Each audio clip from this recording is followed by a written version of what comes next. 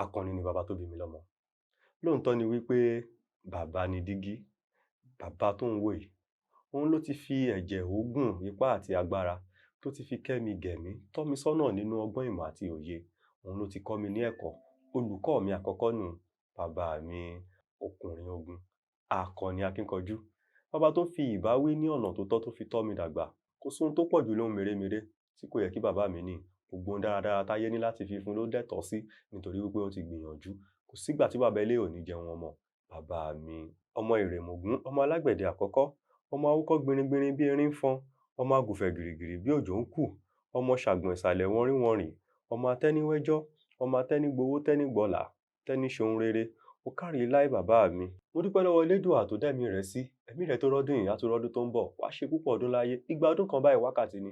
Nínú ọlá ọlà, ọ̀láàlá àti àlàáfíà ló fi lè tó kù nínú ọjọ́ ayé rẹ̀. Àwọn ọmọ yóò sì máa pọ̀ sí lágbàlá rẹ̀. Happy birthday my father. Bàbá Tíṣà, Honorable Tẹ́níọlá. Ẹ káre láé, ayọ̀ àtàlàáfíà fún.